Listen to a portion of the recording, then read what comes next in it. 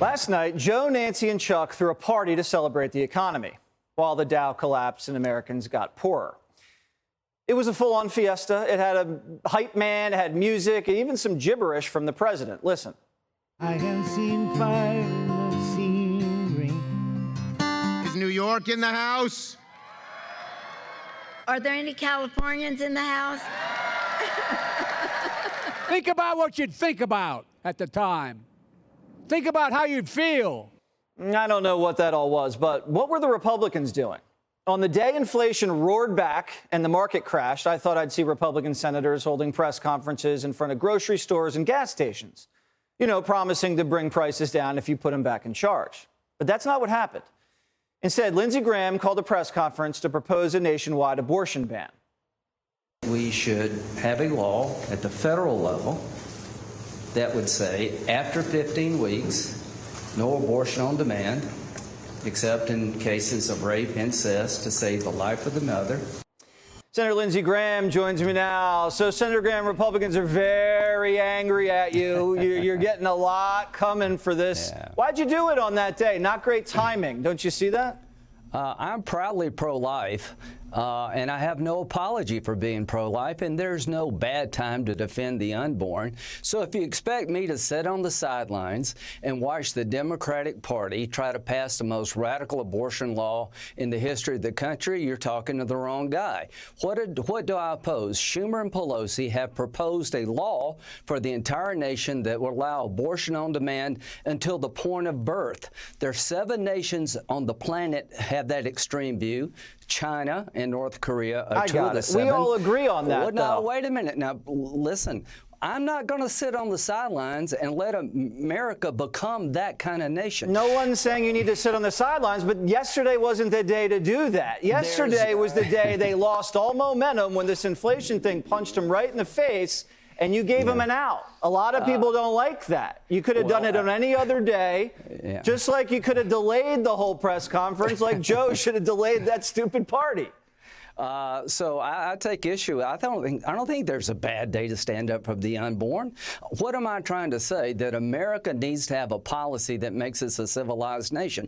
It would bother me that if a baby's aborted at 38 weeks in California, New York, what am I proposing for our country?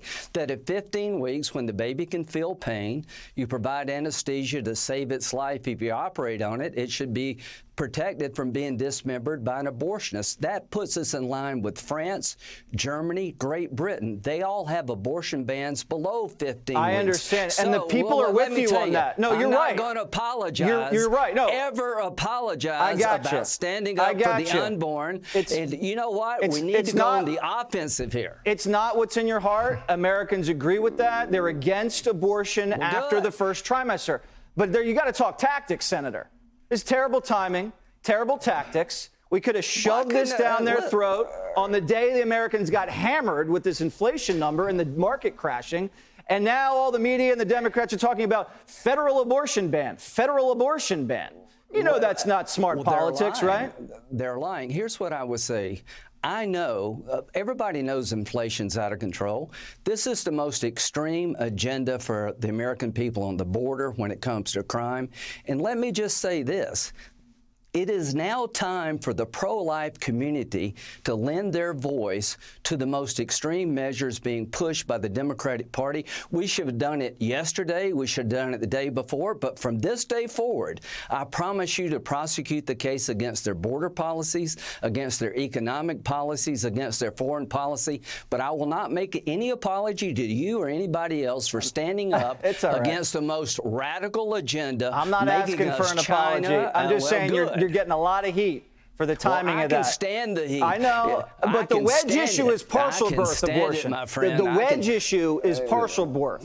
That's what it is. You know what the issue is? That most Americans would be disgusted with a policy that allows the dismemberment of a baby at 15 weeks. The people are with me. And if I'm not willing to talk up now, if not now, when? If not me, who? So I agree with you on the economic policies, but my friend, the pro-life community needs to speak up, and we will win this issue because we're right. All right. I respect your opinion. Thank you. Like I said, Timing was off, and timing is everything, Senator. Yeah. Thank you so much tell for that coming to the in. baby. Tell that to the baby. I hear you.